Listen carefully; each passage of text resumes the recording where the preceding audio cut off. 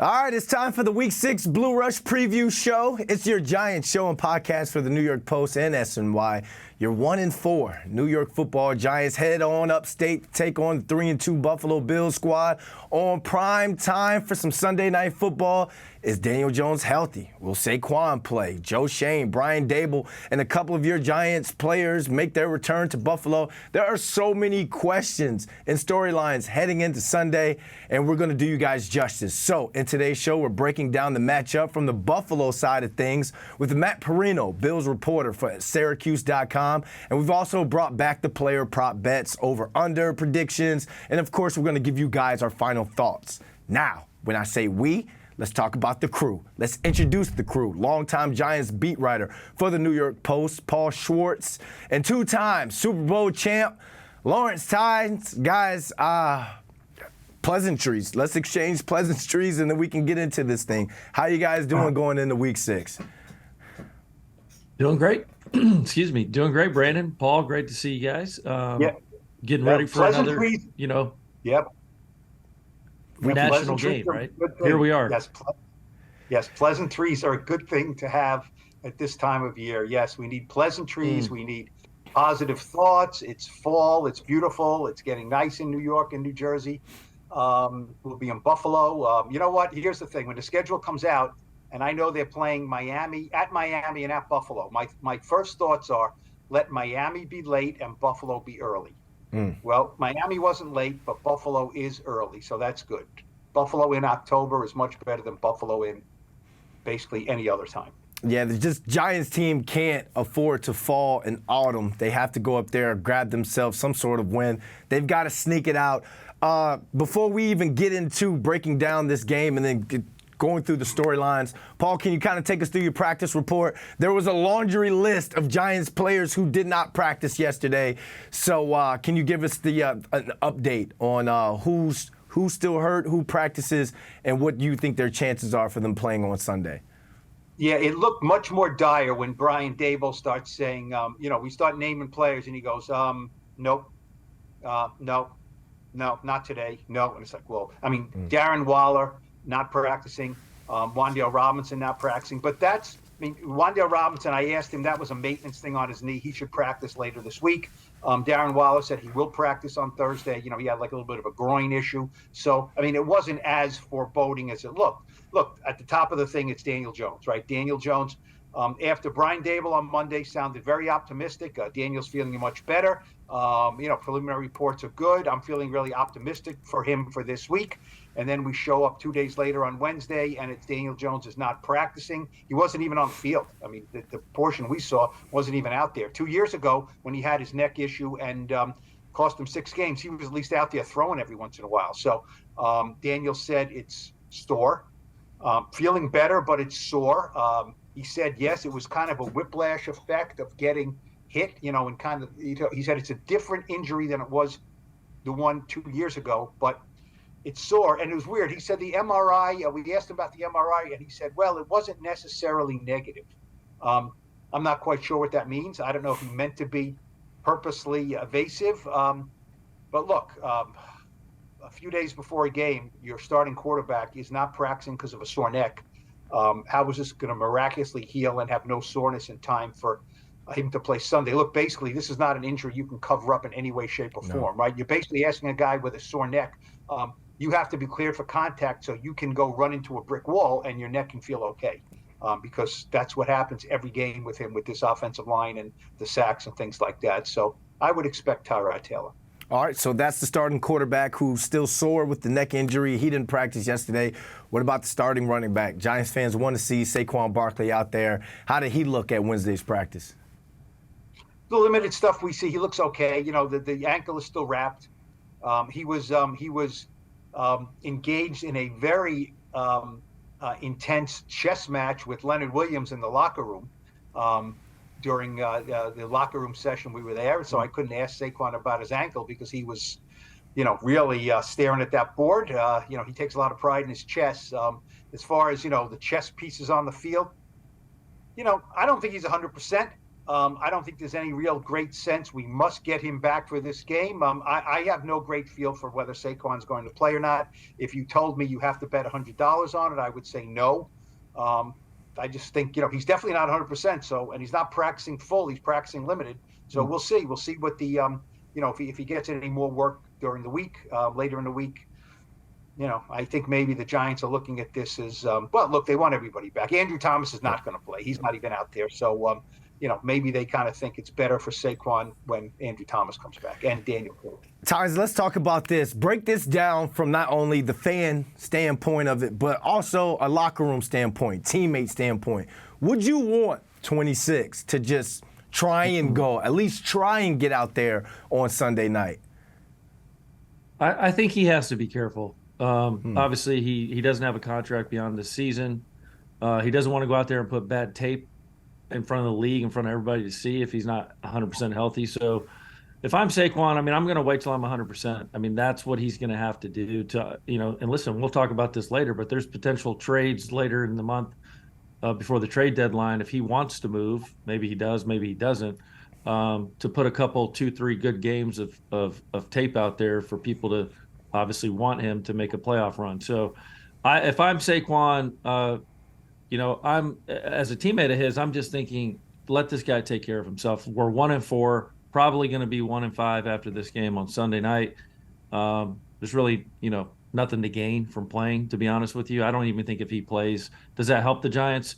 I think it puts them in a better position to maybe have a chance, but just overall, they're not good enough right now to compete with teams like Buffalo. So you could be down your starting running back, and it's looking like you're going to be down your starting quarterback. Tyrod Taylor, T2, there's a name that's had success in this league. I threw for a little over 2,700 yards back in 2017. That was his last significant season. Can Tyrod Taylor be the guy that goes up to upstate New York, Paul, and beats the Buffalo Bills? Like, what are you expecting to see out of Tyrod? Well, I'm not expecting that. You know what I mean? No. I'm not expecting him to lead the Giants to they're 2 touchdown underdogs. Can Tyrod Taylor go in the game and be a competent professional NFL quarterback? Well, if he can't, then why the heck is he here, right? Yep. This is look. If I gave you 2 sets of stats, okay, and say who do you want as your quarterback, in the breadth of their career. Now, Tyrod's career is 13 years. You would probably pick Tyrod as far as, Tyrod's 26-25-1 as a starter. Daniel is much less than that. He's 10 games under. He's 22-35-1 as a starter. Tyrod has 60 touchdown passes and 26 interceptions. Okay, Daniel has 62 touchdowns, 40 interceptions. Tyrod's quarterback rating is passer rating is slightly higher than Daniel's. Now, he's also 33 and hasn't started a game in several years. Since 2021, he got benched actually against the Texans in a 31-0 loss for the Texans in a 31-0 loss. But do I think Daniel Jones gives them a better chance to win than Tyrod? Yes, I do. But look, Tyrod, his eyes are not going to be too big. They're not going to be too big. He's a cool guy. Here's what Paris Campbell said about Tyrod. Okay, here's what he said about him. He said, losing our quarterback would definitely be tough. Then again, that's why you have a guy like Tyrod Taylor. He said, I know he's a backup here, but man, across the league, Tyrod could go lead a team. He's always prepared and locked in. He said, shoot, at the end of the day, he's one of the oldest guys on the team.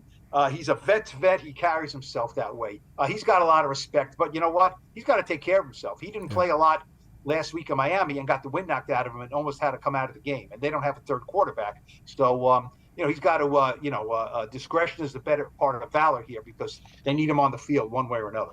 Yeah, he's going to have to play well. And if he plays well, I understand. Just think of the vitriol that's going to go down on social media about, Tyrod Taylor should be QB1 going forward if he does go and play well, let alone if he goes up there and he beats the Buffalo Bills. But it's great to have a QB2 like him that has 13 years experience in the league because right now I think he understands the assignment. He understands what's in front of him in terms of what can and can't block for him. And then he understands what's on the outside, what's on the perimeter, how to get the ball to his playmakers. So this is a good guy to have come in.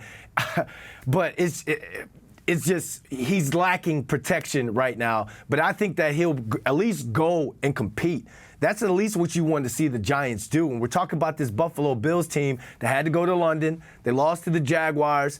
They didn't start fast last week. And if the Giants have any chance of beating this team, they're going to need things to happen in their favor. So when it comes to that offense, you're not really expecting much from the Giants offense, but at the same time, it's a any given Sunday type league. Who knows what can happen? On the other side of things, Giants defense finally got their first turnover. They got 3 last week, including a pick 6. Josh Allen has played extremely well, and he has weapons going into this game, healthy weapons going into this game. Tynes, Ken Dorsey versus Wink Martindale. Obviously, Ken Dorsey has the weapons, but do you think Wink Martindale and the Giants defense can at least put up a fight Sunday night? Oh, yeah. They can put up a fight. But listen, Dexter Lawrence and Leonard Williams are going to have to show up. Kayvon Thibodeau, I think, has played pretty solidly all season. But, guys, go look at the numbers. The number 1 cap hit on this football team is Leonard Williams. He has half a sack and like 4 pressures. That's not good enough. Dexter Lawrence has 0 sacks. The guys you pay the most money to are the guys that have to produce the most on the field, and they just haven't done it. The turnover game was great. They still gave up 520-something yards. The Bills' offense is just every bit as explosive as the Dolphins. They just beat the heck out of the Dolphins the week prior to playing us. There's a lot of flaws on this team, guys, and it's going to start up front. If Dexter Lawrence and Leonard Williams don't show up in a big way, and I mean like get sacks, negative plays, tackle for losses, this will be another boat race, and the Giants will lose by 30. Paul. First of all, Lawrence, I wanted to ask you something. We were talking about Tyrod and backups. You never had this with the Giants, right? I mean, you never had a backup quarterback play ever with the Giants, right? Never. I mean, David Carr played one game when the playoffs were not even in question. We were already going to the playoffs, but he just got like kind of a complimentary snaps after the first quarter after Eli kept his start streak intact. But yeah, David Carr, I remember, played one game for us. Played well too. Yeah. I mean, but it's like and look, this group with Daniel. I mean, Daniel starts, but 2 years ago he had to miss time. Could you guys hear what Brian Daboll said about Josh Allen? I mean, last week, right, we heard Brian Daboll, who was with Tua Tagovailoa for 1 year, very complimentary about Tua, right? Very, very. And then this week, the second week in a row, I mean, tell me, it's like, that old expression when you say, like, just once I'd like, some woman to look at me the way she looks at him or something like that, right? Or you hear those phrases, right? Paul, my wife does that every day. What do you mean? She's seeing my picture on the podcast. Yeah, that's right. She said he reminds you of your much. She said, Lawrence, he reminds me of a much older brother, right? But how about? Would you guys as players? How would you have liked if this is what your head coach said about you, right? Unbelievable player, one of the best in the league. You can put him probably in any offense he's going to produce. He's exceptional at everything. He can run. He can throw it. He can throw wherever he needs to throw it. 80 yards down the field. Drop a dime. On the move to the right. Put it back across his body. Scramble. Back up. Scramble around. Throw it out. Throw it on time. Special player. One of the best in the league. He makes you better as a play caller. He's one of a kind. We know Brian Daboll likes Daniel Jones, right? But has he ever come close to gushing about his quarterback the way he gushed about Josh Allen? And No, and I think this is a way Brian Daboll was kind of hyping himself up in a way, because if you're looking at it, he's basically saying, I did that.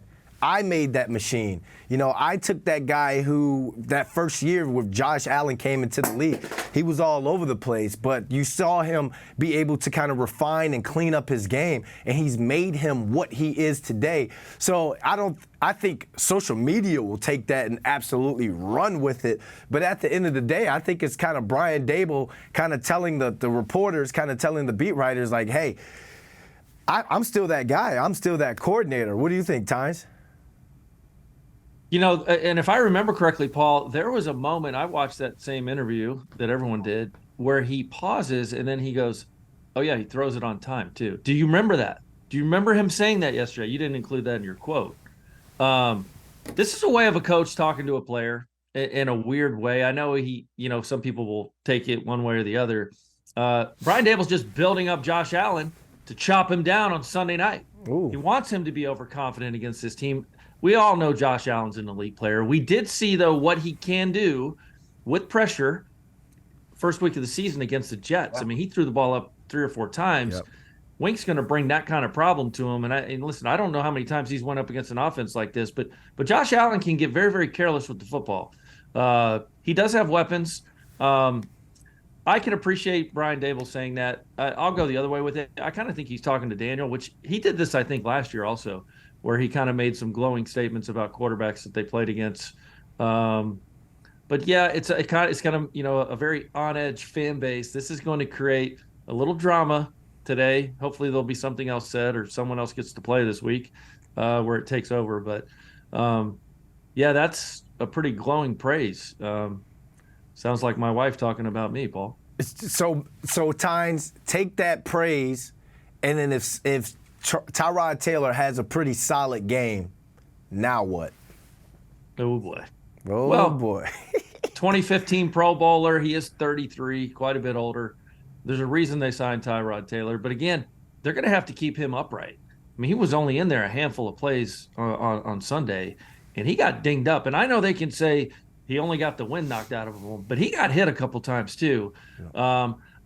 Where I'd like to see this game go, we'll get into some of this stuff, but I want to see this become if Tyrod Taylor does start, guys, you have to involve. I'd love to see a Bellinger, Waller, and kind of this X Factor guy who we haven't seen, I think is a good player, is Lawrence Cager, guys. We need to get him on the field.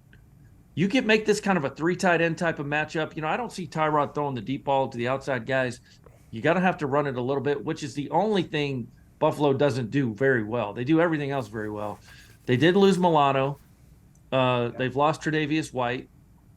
But their interior pressure is very intense. The Ed Oliver guy, the other D tackle, Ed Oliver has 4 sacks from the D tackle position. The other guy has 3. If they can get immediate pressure, it could be curtains for the Giants early. But I would love to see kind of a ball control type of game using the tight ends. We have 3 really good tight ends, and I'm including Cager in that group because I think he's a dynamic mismatch for guys, and hopefully they can get him involved this week. I like the way you're trying to control the clock, control this game. But if the Giants don't put up points with that style of offense, how quickly do you get out of that? Well, also don't forget, you're talking about, it sounds great, tight ends, throw to the tight ends. They need them in there to block. You know what I mean? They need Bellinger in there to block. That's, you have the edge. You have Josh Zudu and Evan Neal in there. So it's easy to say, put them all out there, throw to them. But sure, throw to who? But those are shorter developing routes. You know what I'm saying? They're shorter developing routes. I'm not saying, sure, can you chip on the way out? But if you've got 3 of them out there, right, you got to give Gray some more carries because he did look good early against the Dolphins. Yep. And I think you could, increase his workload this week. But I think it's less of a burden on the offensive line if you're throwing to tight ends than it is throwing to the outside guys. Yeah, it helps with pass protection. Von Miller comes back as well, so there can't be too many five-step with a hitch, those type of long drop backs. You wonder if they move the pocket with Tyrod a lot, but again, when you move in the pocket, you're either taking away one half of the field when it comes to route concepts, or you're having to keep somebody in to block. Paul, final thoughts on the defense before we get into these storylines that's surrounding this game. Well, also, Daquan Jones was put on IR, so Jones and Milano were both out. Yep. Those are 2 of the better defensive players. Very good. I mean, does it help a little bit? I mean, it can't hurt, right? Here's the thing, guys. We're talking about the Giants' defense, right? And what were we harping on with Kayvon Thibodeau last year? Well, he only had 4 sacks, right? 4 sacks. He's got 4 sacks now, right?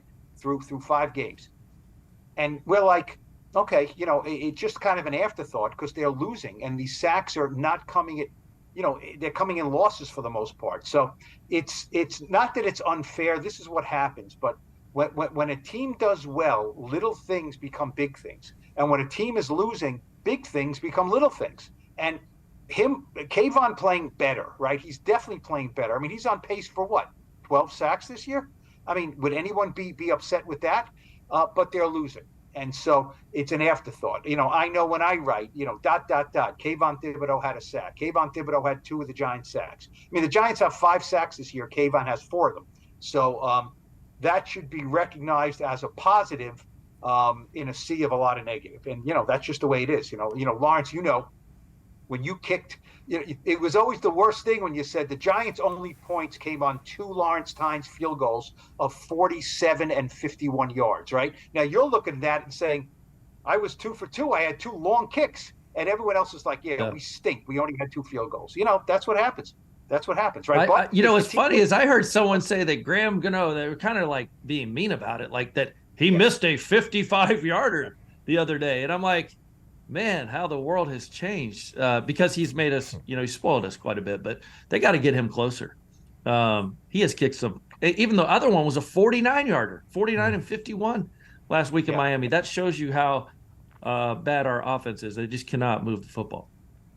So Kayvon's going to have himself another game. And shout out to you, Paul, giving out flowers to Kayvon. But I like that, man, because the kid takes a lot of heat online. So for you to say he had 4 sacks, I wouldn't have even known that. It doesn't even feel like he's had 4 sacks. So and might I add on that real quick, Brandon? Yep. Most people have, and I said this earlier, I've never been a detractor of his. I said, look, I think he's a good player. Go look at his numbers over 18, 19 football games, 8 sacks. He's got some caused fumbles, fumble recoveries. Yep. Guys, he's on par with all the top guys in the NFL. All of them. The Watts, the TJ Watts, the JJ Watts. He's, obviously go look at OC and Tuck's numbers their first couple of years. Not even in Kayvon's stratosphere. So if we all fell in love with those players and are Giants greats, Kayvon's going to get there, people. Really, he is. He's going to get there. When these D tackles can start playing better too, because they're not helping him out. Dare I say it, now that I'm throwing bouquets out there, Evan Neal was not bad last week. Okay? He wasn't. He was not bad. I meant to bring that up. They lost. But Evan Neal was played his best game of the season. After I agree. I watched the film. Terrible quotes about the fans. He backtracked. The game wasn't home. If the game was home, he probably would have been booed. And, people aren't, he's not a running back or receiver, so you don't notice it as much. It was one play he was kind of standing in his stance, and it looked like he didn't pick up the rusher. But he did not play a bad game, so he should be. Look, I mean, they're the 2 first-round picks last year. They looked fine last week. Mm-hmm. Well, shoot, since we're giving flowers, Xavier McKinney. Flowers, had himself. No Eric Flowers, but we'll give some flowers.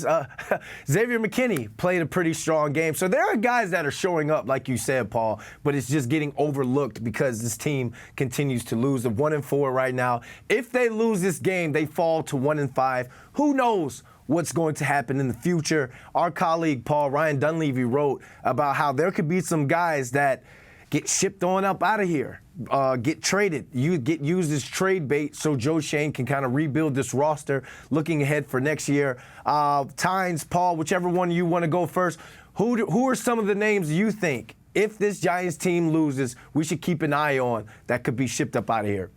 And I'm not saying that in a bad way. I'll let Paul go ahead. I'd love to hear his thoughts on this. Well, look, Saquon is a number 1, right? He's the marquee guy. Xavier McKinney would be in that category because you have to look at guys who don't have contracts for next year. And if the Giants, they're not in our plans for next year, maybe we can move them. You know what I mean? A guy like Paris Campbell, he's on a 1-year deal, but he hasn't shown anything. So why would a team look at him and say, he can be a nice piece to our puzzle?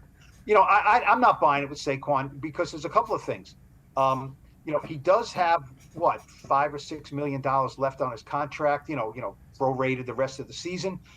He's done nothing this year, right? He did nothing in the beginning and then he got hurt. So you need to see him on the field and say, wow, he still got it. And then we'll say, maybe we'll take a flyer on him. I could only see that of someone who's a legitimate team. Let's say the 49ers, I'm not wishing an injury. Let's say something happens to McCaffrey and they say, you know what, Saquon's sitting out there. Maybe we can get him. We think we're a Super Bowl team here. The Chiefs, if something happens with Etienne or something like that, even though they're built a little differently. But Saquon's got to play, and he's got to show something. And I still don't know if they would do it because what are you going to get for him? McKinney is a guy.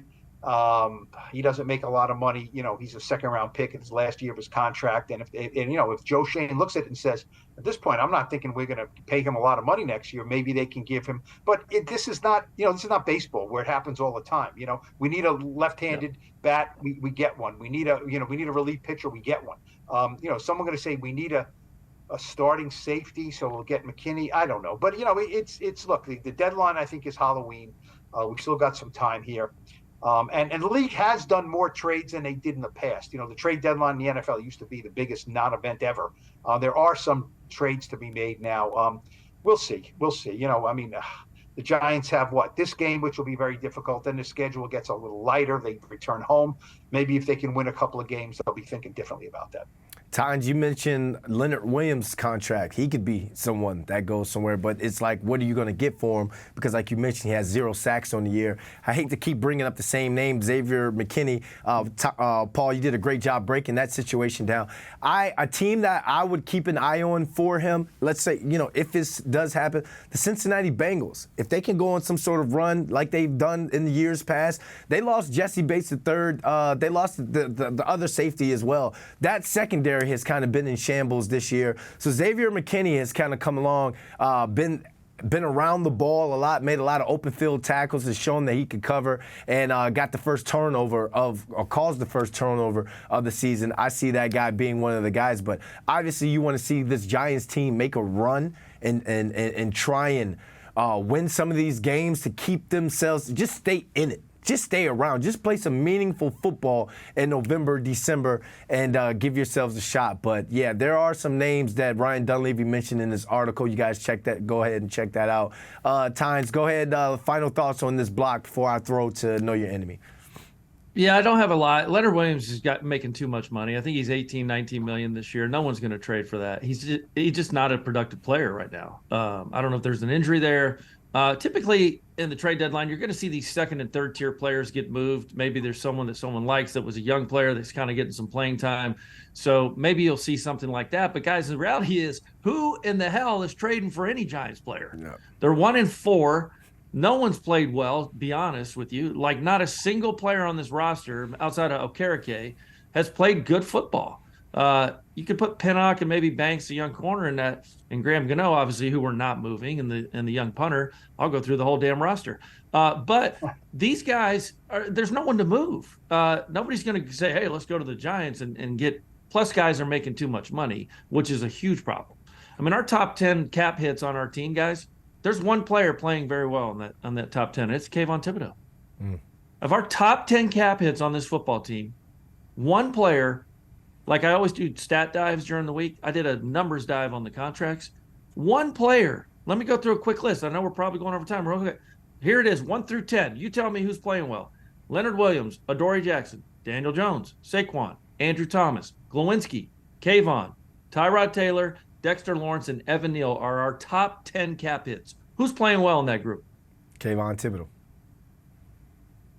And Thomas gets an asterisk because he's not on the field. You know what I mean? But again, guys aren't available. Right. Daniel Jones, Saquon, Andrew, whether they're playing well or not playing at all, that is a problem. And that's why this team is 1-4 and has looked as bad as they've looked. Oof, mic drop on that one. And that's our thoughts for the questions and the X's and O's going into this game and the storylines as well. Well, I got a chance to go one-on-one with Matt Parrino of Syracuse.com to get the vibes up north for this Sunday night primetime matchup and this week's Know Your Enemy. All right, let's break down the Giants-Bills matchup from Buffalo's side of things. I have Matt Parrino, who's a Bills beat reporter for Syracuse.com, on to give us his thoughts heading into Sunday night. Matt, another primetime game for the Giants. The Bills are coming off that loss across the pond to Jacksonville. Let's start talking about the Bills' offense. They still look good. Bills offense versus Giants D. Is there any area of the Giants defense that offensive coordinator Ken Dorsey, Josh Allen, and the rest of the group should be worried about?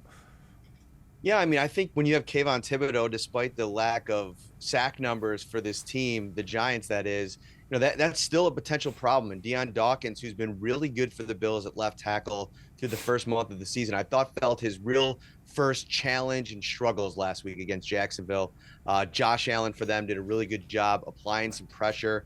Josh Allen for the Bills had to kind of navigate that pocket and make some things happen. And it was just a disjointed effort for a Bills offense that had been playing so well going into that game. A bunch of 3-and-outs to start, 4 straight punts after 4 punts combined in their previous 3 games. And, the Giants took the ball away last week. And so that's an area where the Bills have been really good offensively, is limiting turnover since that opener against the Jets when Josh Allen threw 3 picks and had the fumble. That's a good way to kind of cause chaos in any kind of environment. So I think the Giants are going to try to get pressure, Wink Martindale special, try to turn the ball over. But that's really tough against this offense that I think is going to try to run the ball. The Giants haven't been very good against the run this season. They're giving up 150 per game on the ground. So that's an area where if I'm Ken Dorsey, I'm leaning on Damian Harris, James Cook, and Latavius Murray to get that run game going. What have you seen from Josh Allen since that opening game where he was just a walking turnover? How has he progressed throughout this season? Yeah, I think he's settled down. He came up and came out, and this goes back to his rookie year. This isn't any new storyline. There's a side of him, they call it sugar high Josh, that sometimes he gets in the game and tries to do everything, especially on, in a big game environment against a rival team. We've seen it against Kansas City in the past and, Baltimore in the past. It just has happened at times. And so I think what he tried to do is take a deep breath coming out of that game, realizing that, he put the ball in jeopardy way too many times. And ever since, he has just been as efficient as you can be with the ball in his hands as a passer, and his decision-making as a runner. He's still running when it's warranted, when there's openings that the defense presents, but he's not looking to run. And to me, that's the biggest evolution of his game into this season, because you go back to previous years and it's like he is looking for the first opportunity to break, contain, get outside the pocket and attack defenses with his legs. He's not doing that this year, and he's made some really, really impressive throws relying on his playmakers. Yeah, I call that BP on BP, big plays on broken plays, and that's something that this Bills offense has been able to do. I mean, there's a reason why this guy is on the Madden cover. Let's Riverside it. Let's talk about the defense. No Leslie Frazier this year, but it hasn't been a problem. The Bills' defense has still been towards the top of the NFL. Von Miller is back, and that's something I don't want to see. I don't want to see that dance. So are you expecting a big day out of Buffalo's defense, and where are they weak at? Well, right now, there's some weaknesses that have been caused by injuries. And in the middle, Daquan Jones playing as good as football as anybody in the league through the first month at the defensive tackle position. He's out for the foreseeable future with a pec injury. They lost all-pro linebacker last week, Matt Milano, to a fractured leg. And then a week before that, all-pro cornerback Tre'Davious White, who was just starting to kind of get back to the guy that he was before the injury, goes out and tears his Achilles. So those are 3 top-notch defensive players that now the Bills are without. And so I feel like you're talking about the Bills maybe getting the Giants at the best time in a get-right game. You're probably getting this defense at the best time as they try to fill a couple of voids that have been created. Lucky for Buffalo, you mentioned Von Miller's back. Ed Oliver, fresh off of that new contract extension this offseason, has been magnificent. And we're starting to finally see the version of Oliver that Brandon Beane was hoping for when he made him a top 10 draft pick back in 2019. Greg Rousseau missed last week. Their young, impressive defensive end. He's trending in a good direction. Practice yesterday during a walkthrough. We'll see what goes on today. But, the Bills have playmakers at all 3 levels. Terrell Bernard has actually been this unbelievable breakout story. He's come in and been every bit what Tremaine Edmonds was last year and over the last couple of years, maybe even more, in his ability to play against the run, cover in against the pass. He's been really good. And then they have those all-pros in the back end, Micah Hyde and Jordan Poyer.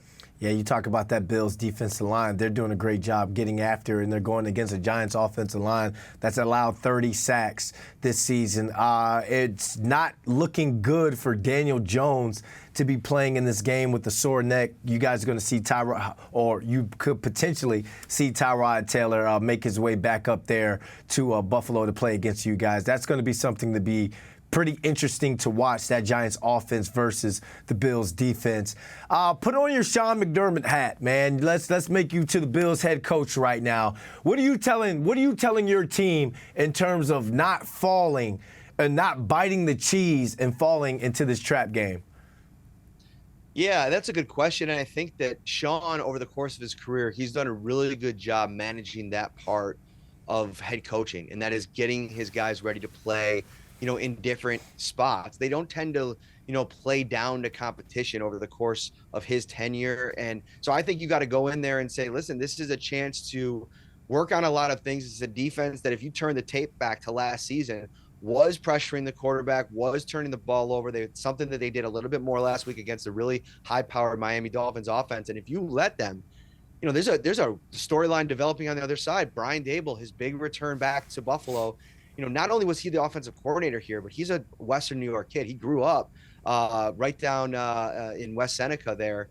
He's a local guy. He's still, keeps in contact with a bunch of players on the Bills. Josh Allen mentioned it this week, how close they are. You don't want the guy that was, your offensive coordinator, if you're Sean McDermott, coming into town and spoiling it and putting you at 3-3 in a division where it seems like Miami is off to the races here. So I think they'll do a good job of that. They don't overlook opponents. And, Tyrod Taylor is a guy that he could come in here on one given week, make plays with his arm and his legs. And, Bills fans saw it back in 2017. Yep. Went to the playoffs. Yeah, Brian Daboll, Joe Shane, Tyrod Taylor, Isaiah Hodgins, all hopping up in the F-150 to make their way up to Buffalo Sunday night. Should be a good one. Let's hope so. Matt, thanks for joining us, my man. Thanks for having me, buddy. All right, thanks for that, Matt. They're not taking this game lightly up there in Buffalo, not trying to bite the cheese and make this into some sort of trap game. So it was good to hear his thoughts on this upcoming game coming up Sunday night, primetime football. All right, let's get to the predictions, prop bets, and over-unders for this game. It's hard to do the player prop bets from the Giants side of things because we're still trying to figure out which playmaking starters are in or out for Sunday. So let's talk about it from the Bills side of things. We didn't go in deep about some of the playmakers on this team, so I'm glad we got to do it for the player props bets. Paul, I'll start with you. Stephon Diggs. Diggsy, 89.5 receiving yards, over under. Go. All right, Stephon Diggs and Josh Allen have 13 touchdowns in primetime games since 2020. Ooh. That's the most of any quarterback wide receiver duo in the league. It's prime time. Last I checked, Sunday night. Stephon Diggs, 89.5. I will go over. Deonte Banks, the rookie, has played well. I think he's played well. But, and I'm encouraged by him. But 89.5 for Diggs, I think that's an over. Tynes. Yeah, this is a bad matchup for the Giants. I mean, because, Diggs will line up in the slot quite a bit too, which who knows who's going to guard him from there. But over 100 yards in 4 of his 5 games.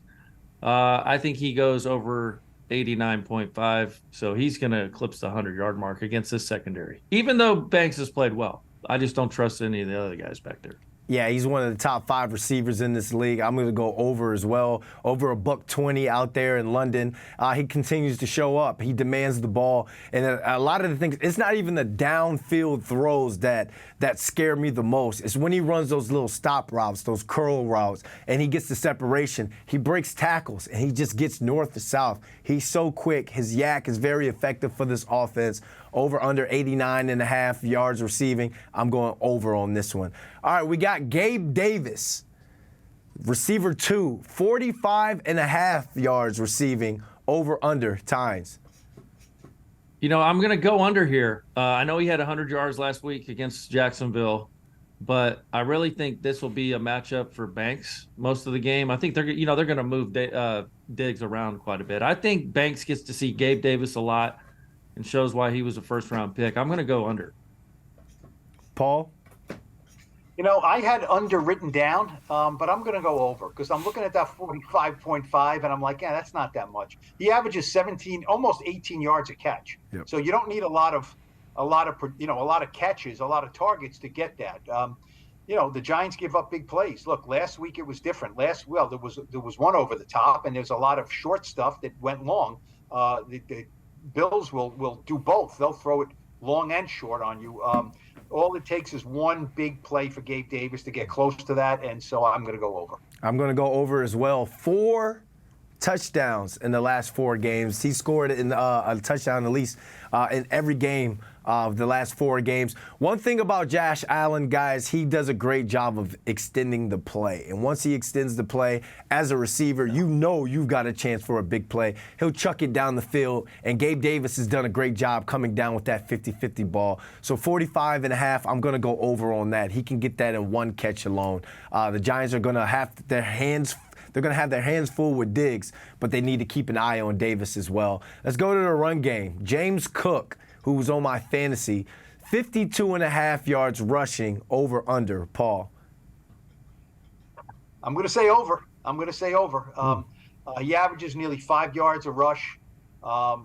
Giants are nothing special against the run, certainly. I think the Bills want to throw it, and they want to throw it, but he gives them some balance. It's not a big number. It's over for me. Tynes. This is what running backs do when they know they're playing the Giants. Uh-oh. This is a get-right game. -4 last week, actually. -4 last week against Jacksonville. Not a good game. Only 29 the week before. It's not like this guy's on some tear. But, again, it's the G-men coming to town. So, guess what? He goes for well over this number. They cannot stop the run, and until they do, I'll pick any number against the 49, 52.5, for God's sakes. He might have that at halftime. So if I say 75.5, would you go over under? Yes. Keep going. 101, 101, 101, 120, yes. 120. Yes, A-Chain. 127 is what he's going for. 127. We're going to write Remember that that, down. 127. We're going to write that down. Hey, so now you're saying I should start him for my fantasy. I don't want to start him this game. I'm going to go. What? Against this defense? Who else you got, Brandon? Come on. Travis Etienne. Can you start both? Flex? I don't know how it works. I don't play fantasy. I might have to play him, Tynes. I might have to play him on this one. Do it. You won't be wrong. I was going to go under on this one because I see Josh Allen being the one who hurts this Giants defense with his legs. You guys are saying how they like to throw the ball. They could go quick game. They could go over the top. But you see when Josh Allen gets crazy legs and he gets himself out of the pocket, he has no fear to take off and make a big play with his legs. So I think Josh Allen is going to be the one that hurts him in the run game. And let's move on to Josh Allen in the pass game. 263.5 yards passing, over under. Tynes. Over. Way over. Last 2 games, guys, 320 and 359. Last time I checked, the Giants can't get pressure. They can't sack the quarterback in a hostile environment. They play very well at home. And, oh, by the way, they average 43 points a game at home. Well over 263.5. Come on. Paul. All right, I'm going to go under, and I'm going to explain why, okay? Ooh. Last week they were behind in London, right? So they had to throw. 2 weeks ago they were playing the Dolphins and knew they had to put up a lot of points. I don't think in this game the Bills are going to be pressured and feel like, man, we got to put on a show here. We got to put on a show. We got to score a lot of points. I think they'll be in control of the game. They'll be leading in the game, and Josh Allen will be able to manage the game. And so he'll put up his 250. He'll run for some yards. Cook will run for some yards, and it will not have to be a big pyrotechnic show. So I'm going to go under. I'll probably regret it, but I'm going to go under.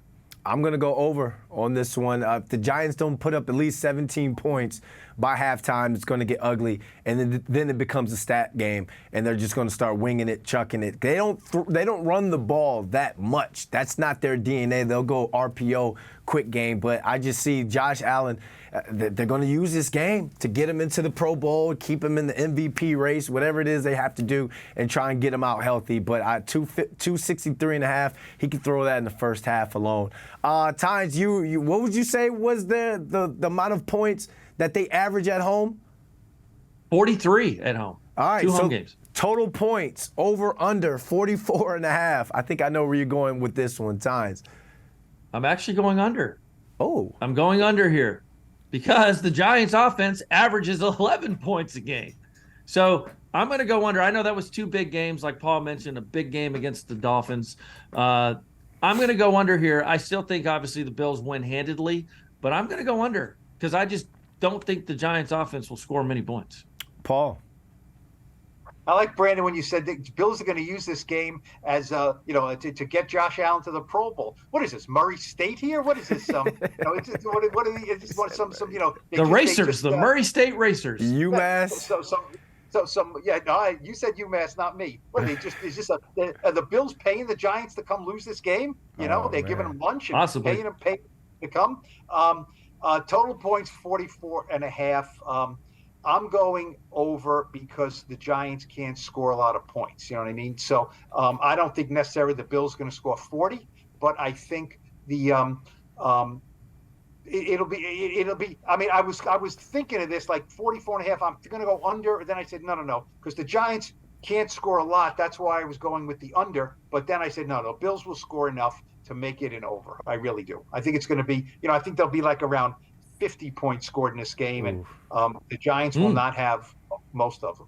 I could see like 34-13, something like that, which in my math adds up to 47, which is higher than 44.5. I was thinking 39, like the mid to high 30s to 9 points for the Giants, 3 Graham Gano field goals. So I'm going to go over with this one as well. I want Tyrod Taylor to do well. I want to get the ball in the end zone. But right now, like my dad used to tell me as a kid, I'm like Missouri, the show me state. Giants offense is going to have to show something on this one. All right, let's get to these predictions and final thoughts. We're going to end with the final kick with Tynes. So, Paul, predictions, final thoughts. Give these guys your pregame speech. Go. Well, they're not going to want a pregame speech from me. I said, look, you know what? When I do my figuring out about the final score, I've been doing normal scores, 17, 21, and then I'm thinking, no, I have to put in more field goals. You know what I mean? Because that's what the Giants do. They kick a lot of field goals. So I think, a touchdown and 2 field goals gives me 13, right? So that's what I'm thinking, 34-13. I just don't see the Giants marshaling, the troops here and having a good game. Tyrod Taylor, Tyrod might be better than Daniel. Daniel hasn't been good, but we'll see. There's some rust factor. We asked him, is it good that you played in a lot of these games now? He said, no, it doesn't mean anything. I have to be ready to go whether I play or not. Look, does the world need to see the Giants in prime time again? The Bills under Sean McDaniel are 4-0 in their last 4 Sunday night games. The Giants are abysmal in prime time. Luckily after this is only one more prime time game for the Giants. They can get better and a little healthier moving forward, but not this week.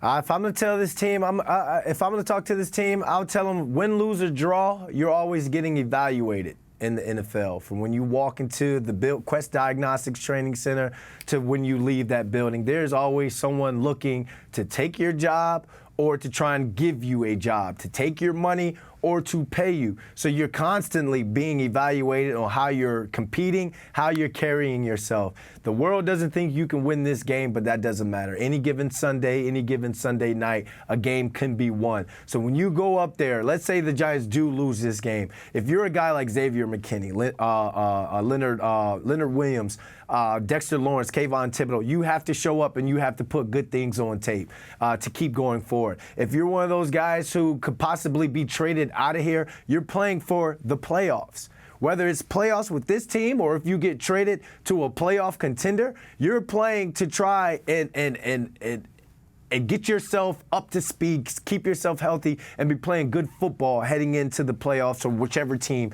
that you play for. This is another big evaluation game, so you have to put your best foot forward. That's all we can give you right now. It's you guys against the world. You're going to have to prove it to everybody on Sunday Night Football. Tynes, kick us home. Yeah, no props this week, unfortunately. I've kind of lost my mojo with all the losses piling up. 3rd straight game against the top scoring offenses in the league. San Francisco, our Dolphins are 1, Niners are 2, Bills are 3. Not a good recipe, and it's on national TV. I still am holding out a little bit of hope for this team, guys. I just don't think they're as bad as they've shown us. I really don't. I really don't think they're this bad. Now they're going to have to go play better, and I don't care if they lose on Sunday against the Bills. They're supposed to lose. I just want to see them play better. Take care of the quarterback. I don't care who's playing quarterback. Just take care of them a little bit better. Punting is not bad. Turnovers are bad. Sacks are bad. but go just put something on the field, on the product, on the field that's Giants fans will leave a little bit of a little warm, fuzzy feeling maybe after this game, and think if we get Saquon back, we get Andrew Thomas back. So I'm going to say, look, they lose 31-10. That's not even going to be a game. My dog is barking. I'm sure everyone can hear that. We want the W, but we'll take an H for hope. We just want hope. All right. Since Tynes dog's barking in the background, you know what that means? That's a wrap on our Week 6 episode of Blue Rush. Do us a favor. Keep hitting that subscribe button to Blue Rush Podcast on Spotify, Apple Podcasts, or wherever or whenever you get your podcast. Make sure to follow the New York Post Sports and SNY YouTube channels for all the videos of Blue Rush as well. New episodes of the show drop Monday morning following Giants games and Thursdays previewing the week ahead. For Lawrence Tynes, Brendan London, Paul Schwartz, we'll catch you guys on another episode of Blue Rush.